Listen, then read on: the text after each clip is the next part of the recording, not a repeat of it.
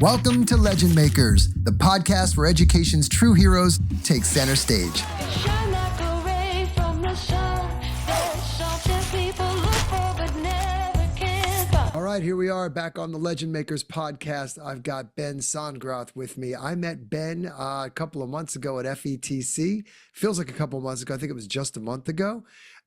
You and I were at a table. I was doing kind of a mini workshop, and all of a sudden we started talking drones, and I saw, hey, wait, he's doing drones. I ended up sitting in on your workshop the next day. You really kindly squeezed in some drone legends in there at the last minute, so I appreciate that. And then we connected and we started talking, and I thought, wow, this guy'd be great to have on the podcast. So here we are. That's the preamble to meeting you, how I met you. And Ben, why don't you introduce yourself for everybody out there listening? Yeah, thanks, Scott. So, my name is Ben Sondgeroth, and you nailed the pronunciation. That was good. I've had it said a million different ways, as you can imagine, throughout my life, especially as a former college athlete. I heard it get announced a lot of different ways as I was coming up to bat and everything, I'm happy to be here. Happy to talk all things tech. And so my background is actually I work for an organization in the state of Illinois called the Learning Technology Center of Illinois. For them, I'm the lead regional EdTech coordinator. So what that means is I provide service and support for all the schools and districts in the state of Illinois.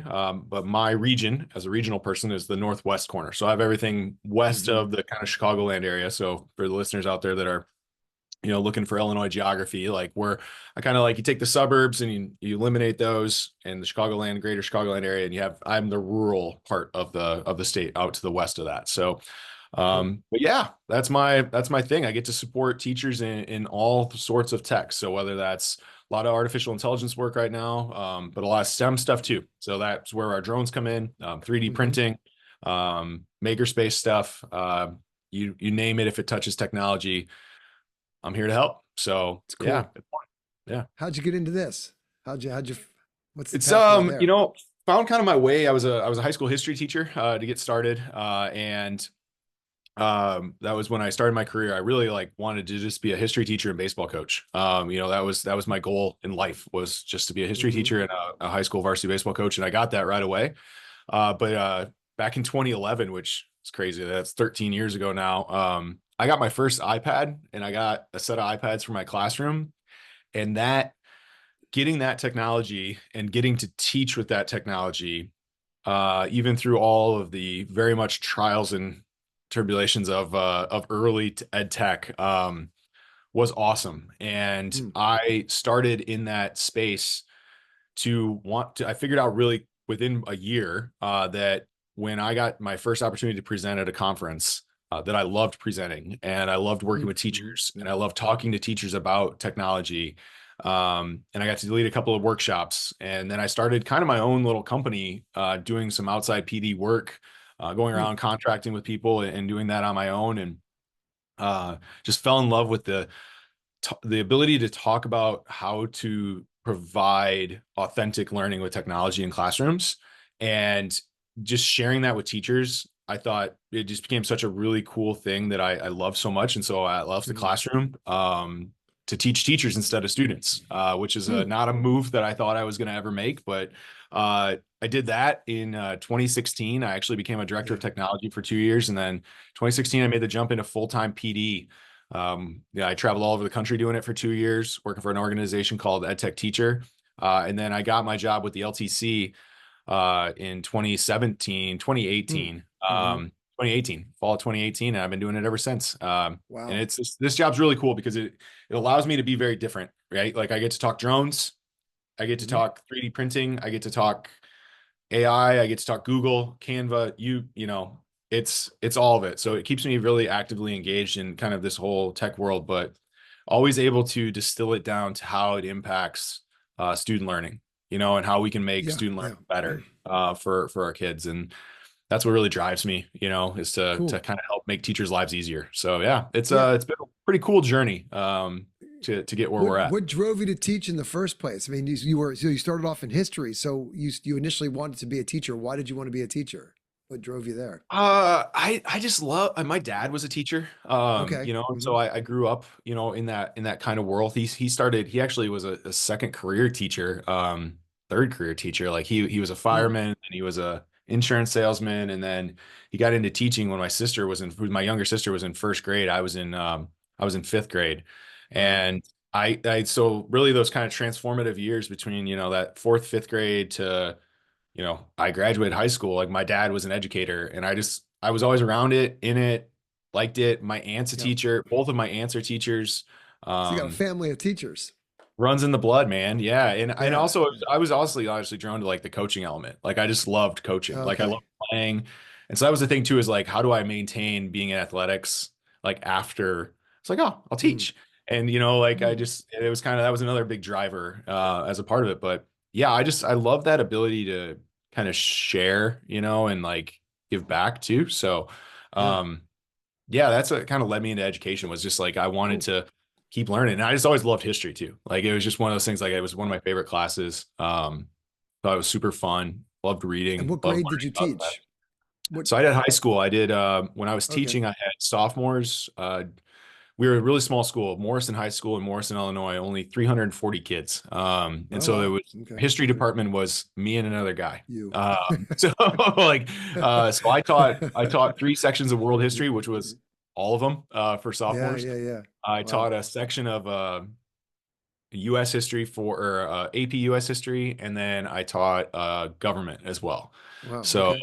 Mm, so yeah, so I got to teach a lot of them, and then intermixed. I taught 1 year or 2 or 3 years, maybe of 2 years of current events. I taught hmm. another year of U.S. history 3, which was just Great Depression through modern era for seniors. That was really Huh. fun. Yeah, so I Did got you ever to. coach? Did Oh you yeah, ever? yeah. So Were you an I athletic coach? You were also an athletic yeah. coach. So What? I was a head varsity baseball coach right as I Mm, got the job. So I first wow. year a Okay. teacher, I got to be the varsity baseball coach. So I Fun. coached varsity baseball coach for 6 years. Wow. Yeah, Fun. we were good too. Like I think we won 5 of the 6 years we won our conference championship. We won 2 regional titles in Illinois. So that's the first round of the playoffs. Yeah, it Is this was the kind of stuff I'm seeing behind you? Are this is it these right here. trophies and awards? That's And the college there it stuff right is. there. There's the There's the college stuff. Look coaching at stuff up you. there. Yeah. Nice. I love So it. That's very, very yeah. cool. Yeah. So Yeah. yeah, And now you're in tech. I coached golf too. So that was another one. Oh, Like you I did. coached yeah, because golf in Illinois is in the fall, and baseball's in the Okay. so I was able to be the Mm, head golf coach for a couple of years as well, which is my like wow. big passion now. So Is it golf? Golf's your oh yeah. thing now? Yeah. Yeah, it's too much. Too much, right? Every Yeah. weekend is out there. Your Yeah, weekends yeah, filled. every Every weekend filled. and then some too, Then but then some. There you go. yeah, Cool. yeah. Great. So now you're tech. And so like what tell me what's going on right now in your world. I mean, so I just got off I had another call on Tuesday. I was speaking with another teacher and we were talking about kind of the current state of affairs, the environment. Mhm. Look, we're here. It's February. What's the date? February 20th. We're 1 month into this new administration. Obviously, we see what's going on, good, Yep. bad, or ugly. And I try to stay very neutral here and keep it Yeah. kind of clean. But like, what are you seeing in terms of technology in schools? So your job is to bring tech into schools, help teachers, help districts kind of assess different kinds of technologies, and then Yeah. once they bring them in, you and your team, whatever, come in and provide some of the training and support to get those technologies up and running. So, like, what's everything feeling like out there for you right now? Business as usual, Man, or it's no, it's about as crazy as it's ever been in regards to the this artificial intelligence yeah, revolution, man. yeah, Like, so my kind of career, like starting all the way back when I got those first iPads in 2011, it's been really interesting because like over the last, we'll call it 12 years, it's cyclical. There's every couple of years, there's a new kind of trend, a new technology that comes up. Like it was iPads and then became Chromebooks and then it became, and then COVID happens. And so everybody's going digital. And so we're doing like in the scope of my work, like there's always like something new to kind of ride the coattails of to like train people hmm, on, which is cool. I call it job yeah, security. There's always something new that's coming up. yeah, In that 12 years, I've never seen anything, even in like during COVID, when I'm doing a Google Classroom session every 3 hours, like at 2 a day, like one in the morning, one in the afternoon, hmm, webinars, or trying to train people up. And that was as busy as we'd ever been. And Hmm. this is on that same scale, but solely focused on one topic, and that's AI. And that to me has really been pretty incredible to see. And so it's all anybody wants to talk about. It's what everybody wants to bring people in to discuss. How can we integrate this into our classrooms? How do we make sure kids are using it effectively? How do we make sure our teachers are using it effectively? It's really crazy to watch how this space has really transformed the ed tech world. Yeah. Not to mention that every vendor, like I was just at a conference out, FETC a month ago when we met, but then I was at one just this week. And it's just every other session. It's like, how do you use AI to do this? Yeah. Every vendor has AI incorporated in some way into their product now. So you can't go anywhere without hearing about it. And so kind of one of the that's the big thing in my world is now like, how do we make sure we distill this in a way that makes sense Hmm. to educators, because it's not going away. You have the government Yeah. investing billions of dollars in it. You have private equity firms investing billions of dollars into this Yep. technology. You have data centers being built, power plants being converted to power this place. It's clearly like here to be here for a Oh long, yeah, long time. for sure. So yeah. So like, how do we maximize it, right? Like, how do we And know how? what are they? Sorry, I just Yeah. curious, just because I agree with you. It is probably wow. We felt in I'm listening to this great podcast called Acquired, and it's a Mhm. great podcast. They're doing this 2-part series on Microsoft, and these are like 4-hour long podcasts, 4 to 5 hour long podcasts. These two guys break down everything. Anyway, so I just got through listening to the part one where they were talking about the semiconductor and just software as a there was nothing, there never was anything like it before, right? Right. And then I grew up in the, I was in my early college days in the internet. Hmm. So like think about how the internet was wow, like revolutionary. I think AI is on the scale of that, like and Yeah. bigger. I think it's going to permeate everything. And so what are schools really like asking for as it relates to AI? Is it just or just grab everything AI? Is there particular things that they're struggling with that you guys do you see gaps in their knowledge that's like significant? Like, hey, if there's all of AI and then there's this Yeah. little subset of what we need to focus on in education, like what does that look like? Yeah, we focus a lot on it. Well, to answer your question, just like in a very simple matter, it's really been interesting. Like they're just like, yeah, we just want to know. Like Mm-hmm. it's like, like I was emailing back and forth with a principal. Like I'm like, well, we're doing a PD. Like I'm going into their building. I'm like, what's the conversation like? They're like, yeah, just like whatever you want, like whatever you Hmm. think, And so it's like, all right, well, yeah, we can do that. That's easy. Like we'll go blank Right. slate. So a lot of it I find is like, it's like the general education of the technology. So I Okay. actually lead off all my AI work with like, we talk about how these large language models work and like Mm-hmm. break them down in a I use Legos as my example, to Huh. like equip Okay. people. So instead of saying like tokens and data sets and all this stuff. It's like, no, we're going to break it down like Legos because I find that with AI, it really helps if you understand how the technology works to maximize it the best. You don't need to know, like, when you open up a Google Doc, like, I don't need to know the programming behind it. Like, it should just Mm-hmm. work, right? Mm-hmm. Like I want my drone when I fly it to like Should work. work. Like Yeah. I should know the controls and all that, but like just work. Like make sure the Yeah. geo fencing works. Like that type of stuff. Just work. I Yeah. don't need Yeah. to know the Yeah. coding behind it. But with AI, that's one of the things that like I'm really trying to focus on, and like our work at the LTC we're trying to do is like really educate people, because then not only is it safer use, because then you understand like, oh, this is what this model was trained on, but you also can better use it if you know how to prompt it better. Because if you ask it the Mm-hmm. right Yeah. question, you get a Sure. better answer. And if you know how the models work in generating their information, you can prompt it better. So that's one of the things that we're kind of focusing in on a lot of our work right now with AI is like just that education of like, these are how these models work.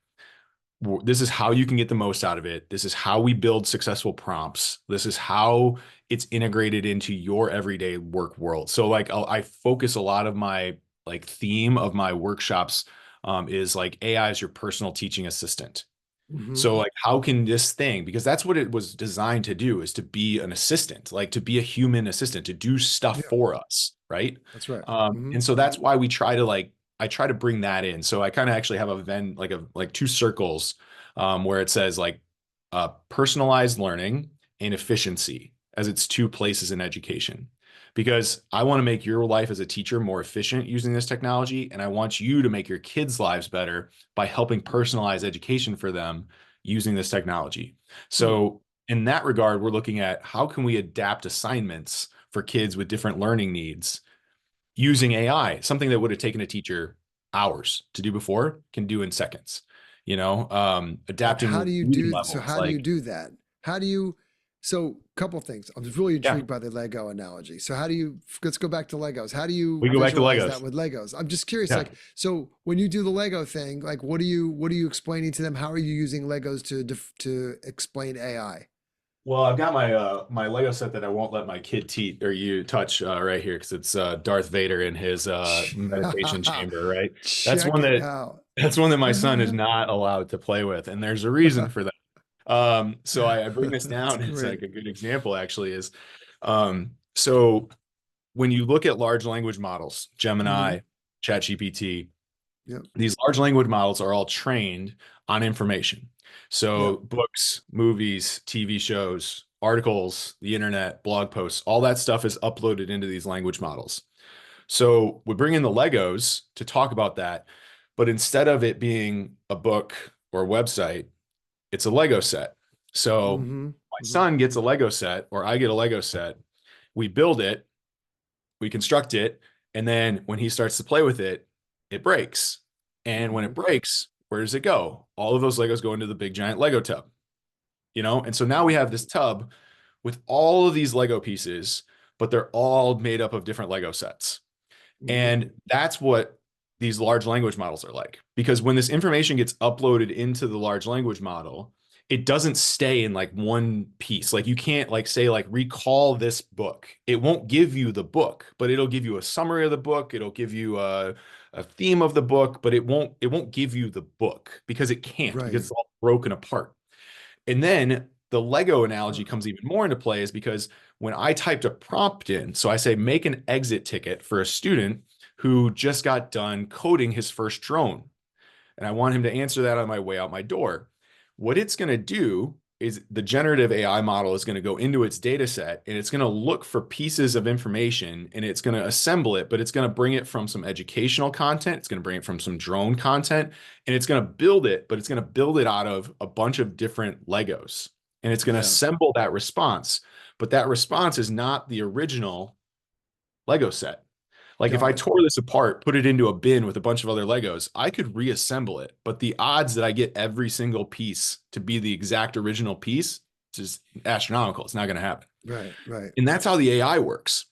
And Yeah. so I give the example, the other example that we kind of tie into that is you want to be sure because it's pulling from all these different spots and also it's predictive and also it's just wanting to please you. It's wanting to answer your question. We Hmm. have to worry that the AI sometimes is going to pull the wrong brick and it's Yeah. going to put the wrong brick into the spot. So like I give the example of asking my son to build me a car out of Legos. If I say build me a car out of your Legos, he's going to go and he's going to build me a car, but that's not a very good prompt because he's going to build a car that looks however he wants to build it, not Right. the way that I want it. So then I'll say build me a blue car. So I've given him a better prompt. I'm going to get a better response. But as he's constructing the blue car, he's going to get to a spot where he can't find a two-piece blue Lego brick. And so he's going to grab a white one. He's going to put the white Mm. Lego brick into the car. He's going to hope that I don't notice it. Or he's going to say, yeah, that's fine. Close enough. And he's going to give me the blue car.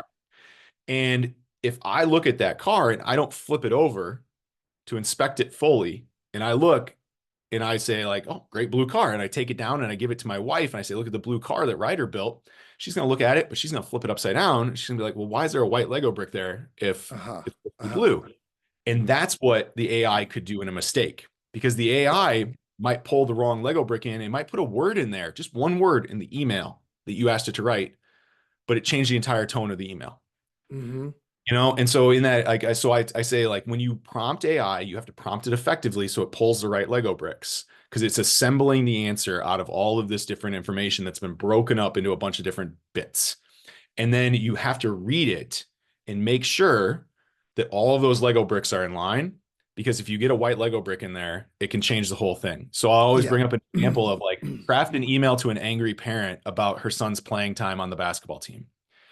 And one of the responses will come up and it'll say, I talked to Johnny's coach. Or another one will say, I talked to the coaching staff.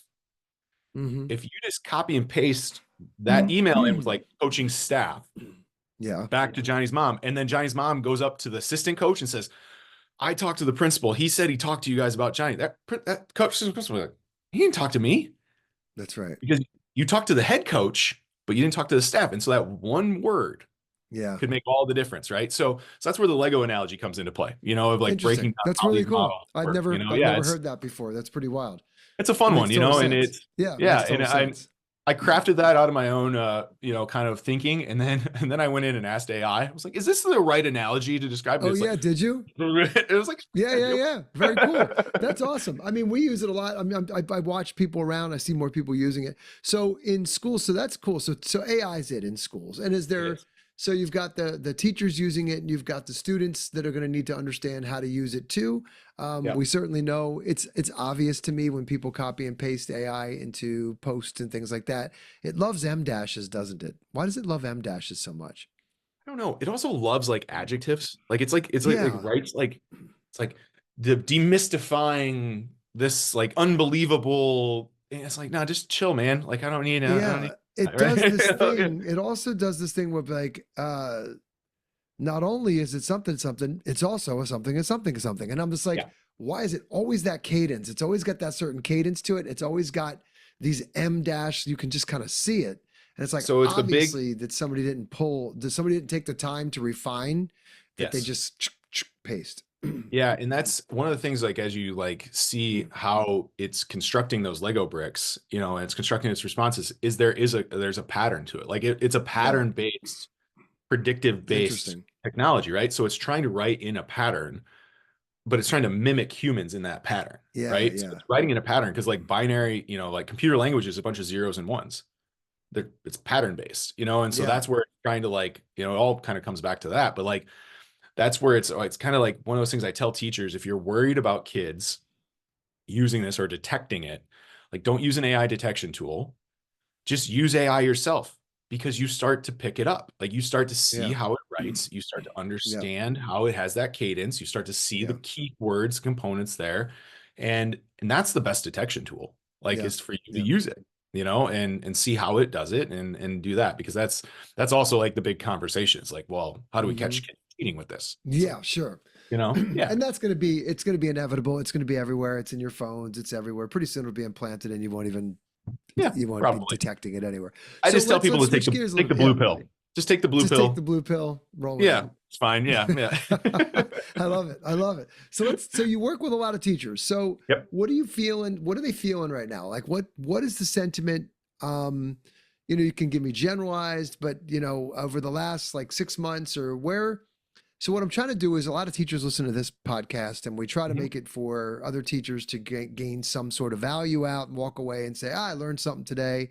I can Yeah. take that home with me. Typically it's for, again, I say this almost every episode as I didn't start in education. I fell into it. I Mhm. was a notoriously horrible student. So I have a lot of, when I think back to me and I go, oh God, I was horrifying.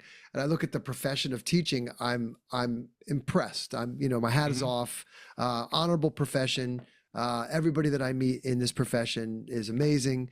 They Yeah. are selfless, a lot of them, and they do this job. And so I think about like, well, where's the psyche at right now? Like, what are people feeling?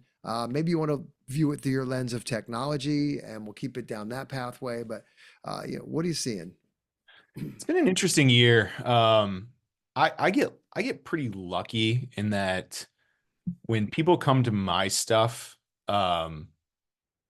it's usually like I try to make it, it's fun, it's tech, like Hmm. even though tech can be super frustrating. I get that. But Yeah.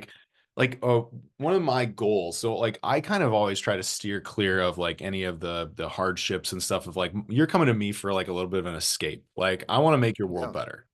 Hmm. Uh, the thing that I'm getting though, like coming out of, and I mean, again, so much of my work is dominated by the AI thing is that reason why I focus on the efficiency part of like using AI is because I know teachers are overworked, they're overwhelmed. Hmm. And so Hmm. my job, I always kind of approach any training with this is no matter what the topic, but it's like, I want to simplify your life for you. Like, I want to show you how Mhm. that thing that took you 15 clicks to do, I'm going to Yeah. show you the shortcut that's going to take you two, and you Mm. get those 13 clicks back.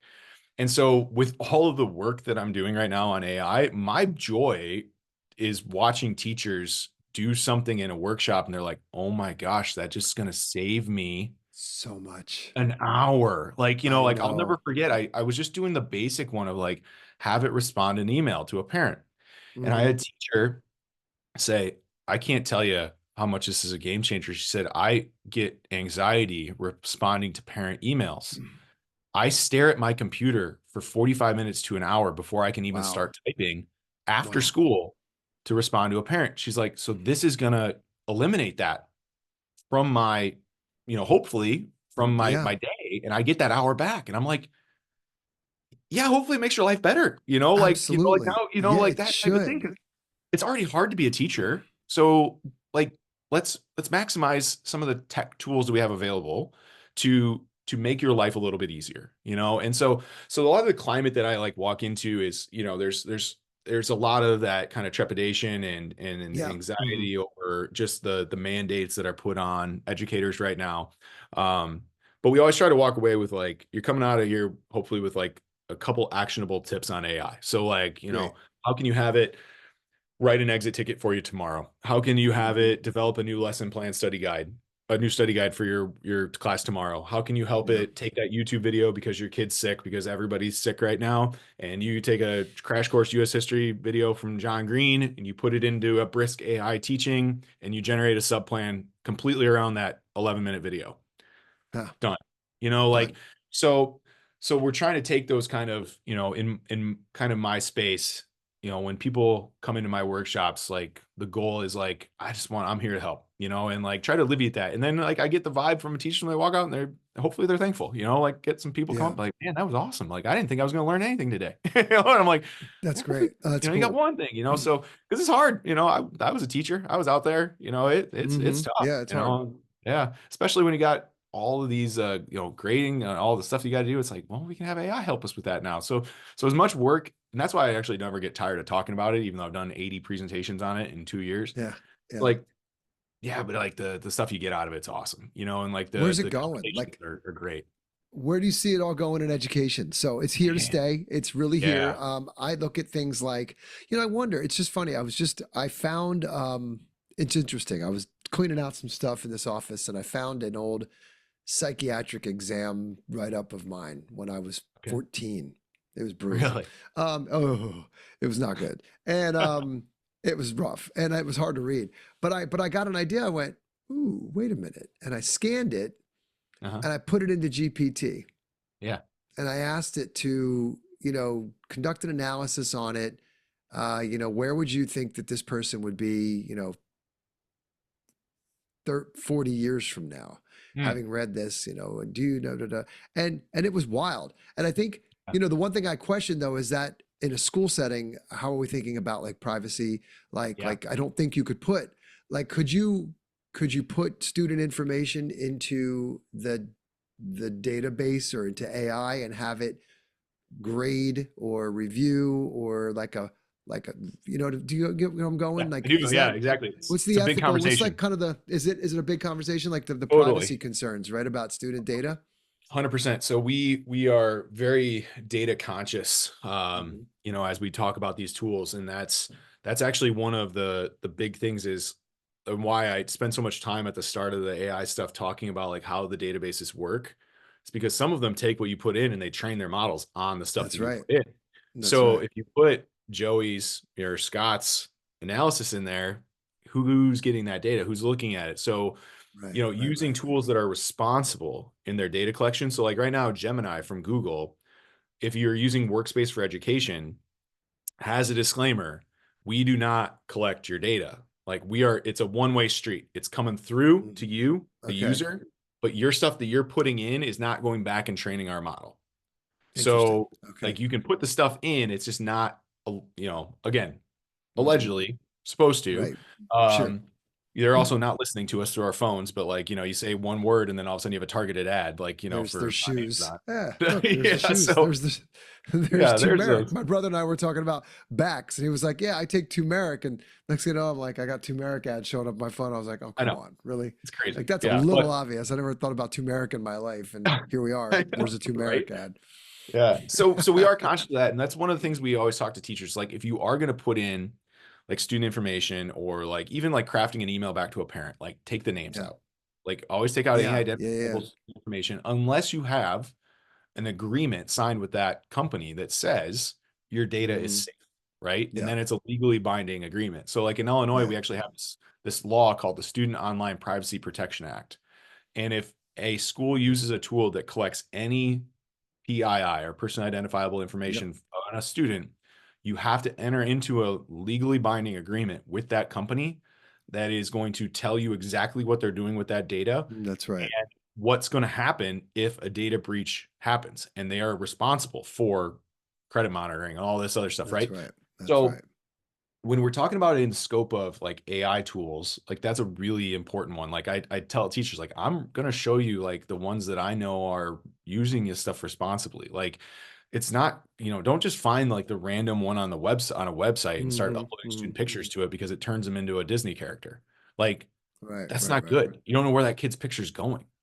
Like right. that could be just getting housed somewhere or training a model somewhere. It's like, I don't know. Like it's cool, but what's the cost, right? Yeah, So the data privacy thing is really important, being responsible and using appropriate education-based tools, are yeah, really yeah, good. yeah. Checking out those tools, like looking at their legal thing, like are they FERPA compliant? COPA compliant? Like, are they following all those child safety laws that our government has put into place for that exact reason? Super important. To your other point of like a question of like, where's it going? Yeah, yeah. It's a really interesting question because like, I couldn't have foreseen like what happened last week or, like with some It's of the so stuff that comes fast, out right? this week, It's so like fast. it happens immediately. And Yeah, so, yeah. I'm in a workshop and I'll say like, oh, it doesn't do that yet. And it just does it. And you're like, wait, it didn't do that. I did a workshop yesterday and it didn't do that. And then Right. here today, it did it. Like, that's It does. cool. Right, right. Like, the what I've seeing like going forward though is now that we're, 2 years plus into having OpenAI release ChatGPT 3.5 to 3 to Yeah. everybody, we are at a space where not everybody's been exposed to it, but still a lot of people are exposed to it in some capacity. Like, I think we're venturing into an area of like really talking through responsible student use of it, Mm-hmm. Mm-hmm. of like, how can we teach our kids how to actively use this technology and understand how it works and use it in the service of learning with them. So that's I think the next level. It's like getting the Okay. staff all on board and then not just saying like, okay, we're blocking it for all kids and they're never going to touch it until they're 19 years old and they Right. go to That's college. It's not like going to that's happen. That's not going to unrealistic. happen. Yeah, Yeah. they got it on their phone. Like you said, it's in the phone. Like Apple It's in your Intelligence is now phone. baked into your iPhone 16s. Like That's right. you're not getting It's away from there. it. It's there. And download the GPT app on it. It's there. It's always there. It's always going to Sign be in with there, a and people personal are Google using it. account. Yeah. Yeah. So Yeah. it's the responsible uses of that we want to teach kids how to use it effectively. Are Um, there courses that you know of? Like, so for example, I think like I'm in that world, right? We're mhm, drones, but we're a curriculum company first. We think about how do we wrap a really great curriculum and make the drones usable in an educational mhm. setting, right? So our focus is less on the hardware and much more on the curriculum itself, right? Yeah. So what about like AI, teaching AI to students? Like, I mean, I think for me, I'm 100% like I like to consider myself like a power. I mean, I literally over the holidays swore that I would spend hours working on just learning to be a better user of Mhm. AI. And I Yeah. went to find courses and I had this brainstorm. I was like, wait a second, why would I find a course? Why doesn't it just create one for me? And so I Yeah. said, okay, there's nobody else better at this than you. And I Yeah. talked to it. Yeah. I'm kind of colloquial with my GPT. It's kind of funny. People read mine. I share it with my staff and they're like, dude, you like have full on conversations. I'm like, I do. I Yeah. like thank it and I'm pleasant with it. And sometimes Absolutely. I'm stern with it. Sometimes I'm like, to your point, I'll be like, that's not what I asked you. And I'll see a glaring mistake and I'll say, can you go back and explain to me why you did that after we talked Mhm. about this? But I went and had it create a course for me. Yeah. And it literally paced me. And I had to spend some time, and it was talking about chain stacking commands and stacking prompts. And I'm with you. I think that it's here to stay. And I think that if you can become super proficient at using it, it can, and I asked it point blank, if you become a power user, does that give you somewhat like what we would consider almost a superpower? Mhm. In terms that it was pretty clear on, yeah, it's a powerful tool. Like if you know how to Yeah, use it the right way, and it's all about how to prompt it it and how is. to, I think for kids and anybody coming up in it, I think the key is going to be discerning. I think it's to be looking at it through a critical eye and a critical lens Yes. on just not accepting things for at face value, right? Like Yeah. when you get a response from it, to your point, is there a brick Yep. missing? Is it a white brick? Is it a green brick? Or is it a, because because we can also see with Sora and things like this, which are mind bending. I mean, you think about the guys that went through, if you've ever read the story of Pixar, Hmm. how hard it was for them to get like smoothed out edges and things. I mean, they must be Yeah. looking at like Sora and their minds must be just blown Yeah. knowing what they had to go through to create Toy Story, right? Right. Which would at Right. the time was groundbreaking. And now it's Yeah. like, oh my gosh, you can just do it by texting, just type in a text and you get skin tones and hair and everything. Yeah. I don't know. I guess what I'm saying is, I think students have to also think about being taught how to discern reality versus non-reality, and Yeah. being a little bit cynical about Yep. the results that come out of it. And is there Yeah. any, do you see programs that are teaching kids like that, or that teachers So can use? there's starting to be a few. I think more are coming, but there's not a ton. I know like Common Sense Media has, I believe, a course on it right now that you can integrate Mhm. with students. I believe there's another organization called the News Literacy Project. Um, they have, I think they have a course on it as well. Theirs is on like real versus fake, like Mhm. Mhm. stuff. I did just see another organization called the Social Institute, and they are based on like they're a really fascinating organization. I saw them present, and their main thing is like we're talking to kids about topics, and then we're developing like lessons and content that you can do with your kids about current events Hmm. based on student perspective. So it's not like, you know, 35-year-old, 40-year-old teacher that thinks this is important to 14-year-old kids. So you're going to learn about it. It's like, no, we're talking to the kids and then we're developing the content based on the kids' viewpoints and Interesting. then giving it back to the kids. And that's pretty cool. And so I Huh. know they That just is pretty released, cool. yeah, they just released something on like a unit on AI from a Hmm. student perspective, of like how do kids Yeah. use it? Because Huh. it is like Huh. it is a void that needs to be filled. And there are organizations out there that are starting to come up with it. I don't, those are kind of the ones that kind of jump to mind right now Mhm. because it's what I think the cool part of this is that some people are really afraid that it's going to take away our ability to think. But I think, without using the word think too many times in the same sentence, it should encourage us to be better critical thinkers because of Yes. the exact same things you just said. Like, I don't want to just take it at face value if it's something I'm going to then give to somebody else or learn from. Like, I was Yeah. doing some research on it Or be for influenced by, right? Or exactly. worse yet, be influenced, hey, this is real, and in fact it's not real, and Yeah. it's influencing you in some way to feel or behave or act in a certain way, when in Yeah. fact it's a complete fabrication.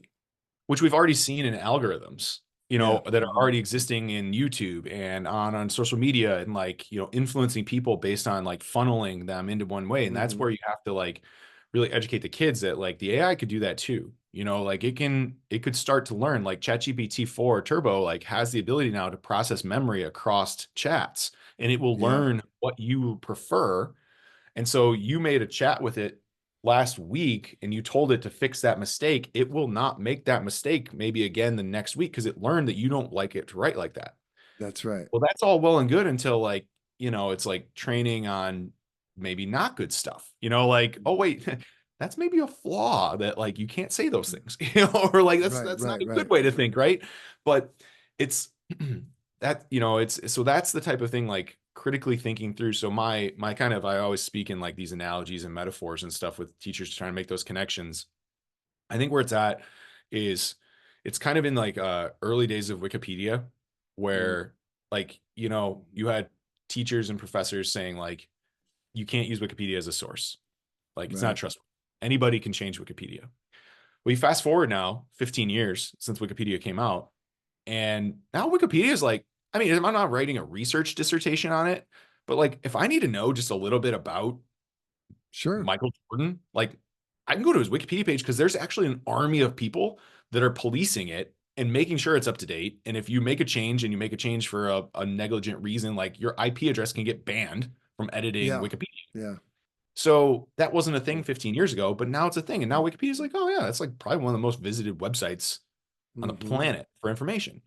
And that could be where AI goes, but also people critically think through that too. Like Hmm. and that's, I think that's the thing is like teaching kids, if you're going to use AI, you have to learn to critically think through the AI and the Yeah. response and double Yeah. check it. I always like I'm doing research and stuff using it. Like I'm actually using Gemini and ChatGPT. Like I'm getting responses from both. Like I want to see what's the difference here? Did Are you there ever have, conflicts, do you ever have one, I heard that Claude's really good at writing prompts. So Yeah. you can have one model write a prompt for another model. Yeah. Yeah. Actually, Ah, one of you the can start activities playing that I around with show in that. my kind of like AI 2.0 prompting sessions that I do is, or even introductory AI, like I'll say, like, if you don't even know what to ask it in a prompt, ask it for the prompts. That's Like, right. That's right. I am a high school history teacher teaching the Civil War. What are the 10 best prompts I can use? Totally. I can ask you, and it'll Absolutely. let And they'll it give write the them to prompt you. for you. Yeah, it'll do it. And then you're like, Yeah. oh, copy, paste, you And you know? play with different models and see how they respond differently. It's kind of Yeah. wild. So Gemini, Claude, uh, there's a bunch of them, right? Chat Perplexity, that's a pretty GPT, interesting one. GPT, complexity. yeah. Yeah. Yeah, Yeah. this is cool. I break that down too of like each one of those because AI is supposed to mimic human intelligence. I view each model like I'm talking to a different person because Interesting. they all talk differently. They all are better at some things than others. Hmm. So I'm going to ask Gemini, I'm going to ask ChatGPT, I'm going to ask Claude. I'm going to get three answers that are relatively the same, but they're all going to be a little bit different. Just like if I have a question about drones, I'm going to Uh-huh. ask, if somebody asks you, Scott, a question about drones, somebody asks me a question about drones, we're going to have probably a very similar answer, but it's going to be different because we're two different people with two different Nuanced for experiences. sure. For Our sure. data sets have been trained differently, you know. Somebody might ask you a question about the drone business and you're going to have a different answer because you've been trained in the drone business where mine's going to be more educational based because I would have the Hmm. teacher background, right? So it's That's like, right.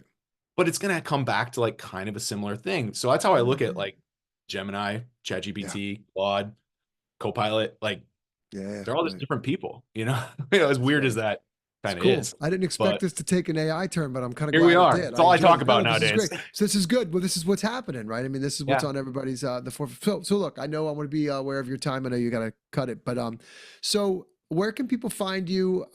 Because I think this is interesting. You're probably going to get a lot of interest. People wanting to learn more about AI. So for teachers that are struggling or kind of not sure what to do with AI, where can they go? What kind of resources are there? Maybe they want to contact you, or you can sure. point them into some direction where, hey, this is a great place to go if you need some info. Yeah, so I'll actually promote our organization, the LTC. So Mhm. it's ltcillinois.org. We have a lot of resources on there. We have a lot of blog posts. We actually have some online courses that are free that anybody across the country can join. We do online events as well that some of them are free. We do a big online conference every year, a couple of them actually, that are either free or low cost, like $20, and you can get like Mm-hmm. 6 hours of learning out of them. Hmm. And then my contact information's on there too. So my email's on there. You can also like my socials. I'm on X, Twitter, X, Mm-hmm. whatever. It's Yep. at Mr. _ Sondgeroth. I don't tweet a bunch, but Mm-hmm. if I do, it's sometimes about hot sports takes or more like lukewarm sports takes. Like, I'm Okay. frustrated with Illinois or something like that. But Yeah. I try to tweet some educational stuff, but you can DM me on Good. there. Good. So my email's on the LTC website because I have to Great. spell my name out for that. But And and that then was my Instagram too, LTC Illinois, and that was LTC ltcillinois.com. .org. .org. .org. I probably Yep. ltcillinois.org. And then you're on, I'm sorry, you said your I'm on Instagram? X and Instagram. So Instagram, I got Ben.Sondgeroth is my handle on there. I actually have two pages. We're bringing it back to like the drone stuff here. There's the Oh yeah, you have a drone stuff. BS golf photos, or photography. I should know my own handle, right? Like I should Oh, you have, probably, yeah, you do drone photography golf, right? You do a lot of yeah, that? yeah, yeah. So it's, Awesome. yeah, BS golf photography. I kind of wanted to pull a play on my handles there BS too. Golf's photography. BS BS golf Golf photography. photography. Yeah. So Excellent. you find me on either one of those. You're gonna find the golf one's got the solely focused on golf stuff. So Cool. drone pictures Awesome. of golf courses and a lot of fun stuff around Nice. the golf world. The other one's just all my personal life. Like I Good. share stuff. I love my kids. I love to share the fun things they do. Yeah. We do a lot of fun things. So I mean, yeah, if anybody wants to reach out, they can DM me on there too. Great. I'm Excellent. cool with all And we'll that. So definitely drive them over to the website, the LTC Illinois website. I think that's yeah, cool. yeah, A lot of resources there. This has been helpful. I think people find a lot out of this because AI is on everybody's mind, and they don't know exactly where to go for the info. So I think this will be good. good. Yeah. Any last where I always give somebody the parting words for teachers, like, hey, teachers are out there, they're listening to you. What would you like to tell them? If you could say, give Yeah. them parting words. I'd say, it's a fun job that doesn't sometimes as educators, as teachers, and it is all walks of life, but specifically I think educators, you get stuck in your silo, you get stuck in your building, you get stuck in your Mhm. district, you get stuck in your hallway, and you think like I'm not doing enough. I don't think I'm good enough at this, or like I don't know, like this is the worst thing ever right here. And my kind of always my mission when I talk to leaders and teachers is like you got to break out of your silo sometimes to see all the good that you're doing. Like Mhm. you are doing good work. Like you're making a difference. Sometimes though, when like the hardest part of your day was that kid that acted up, and that is I'm not here to diminish that, but it's also like you made a difference in like 15 other kids in your classroom, and that one kid kind of Yeah. made it. But also like I don't know if I'm really good at this tech stuff. As an example, it's like I go into a classroom, I'm like, now you're rocking it, like you're doing great, Right. but you're stuck in your silo. So my kind of always my encouragement is, if you can, like, break out of your silo, go to a conference like an FETC, go to a conference like, the Mhm. IdeaCon, the one I just went to, like go to your state conferences for this stuff and learn from other people. But then also don't be afraid to share what you're doing, because you're probably doing something really cool. And Mm. I think that's something that teachers are like naturally like very humble, and like they're like, I'm not, it's not that, I'm not doing that. It's not that cool. It's like, no, it's cool, man. Like that's neat. Yeah. But Yeah. like share that with people, because Absolutely. if you don't share it, like that's my big thing in like all this work that I do is like, please ask a question, because if you have a question, somebody else probably has that same question. For And sure. also like there's no such thing as a dumb question. My mantra, and I think this applies actually like from a teacher perspective to kids too, but like I developed a very early thought, especially getting into the tech world, where the thing that I didn't like was when a teacher would say, this is probably a stupid question. And I say, Yeah. if you didn't have that question, I don't have a job. Right. So the reason I have a job is because you have the question for me to help you work through an answer. Mhm. And I had to kind of have that epiphany when I was a tech director, and my 19-year-old assistant was like hanging up the phone after a teacher couldn't get her printer to work for the fifth time. And he's like, she's so dumb. I can't figure it out. And I'm like, dude, you're not employed cashing a check every other Friday if she doesn't have that issue with her printer. So suck it up, go be Yeah. Right. pleasant, and deal with the printer. That's right. And I think that also applies to us as educators. Like if that kid needs help, like, that's our job. Like do it, it's fun. Like find the encouragement. Yeah. Um, Yep. and like, but like break out of the silo too. Go learn from other Yep. people, share your story, share the good work that you're doing, because that can inspire Yeah. somebody else to do something cool too. So Agreed. yeah, Yeah, kind of my man, I part. agree. No, no, I love Yeah. it. Step out of the comfort zone, step out of your silo and share, because I see a lot of these teachers that I talk to week in, week out, that when they tell me some of the things that they're doing, I'll go visit their classrooms or I'll go talk, and I'm like, wow, you do need to be sharing that. Like, don't keep that to yourself. That's really Yeah. cool. other people will benefit from that. I mean, I see it in my program all the time. Yeah. Somebody will be like, oh, you remember that mission where you dropped the dragon eggs? Well, we're using it to do scatter plot diagrams. And I was like, why aren't you telling other people about that? That's the coolest thing in the world. Like, I didn't know that you were doing that. So share. I love it. Ben, thank you so much, man. I appreciate it. It's really been great to get to know you over the last couple of months. We'll keep doing more fun stuff together. I love the AI stuff. Keep pushing that forward. Obviously, big proponent on the drones. Drones and AI are going to be, together. And enough. let's keep having it, man. Well, thank you so much for joining me today. I appreciate it. Yeah. Thanks, Scott. You got it, man. Take care. Bye. Yep. Shine like a ray from the sun that some people look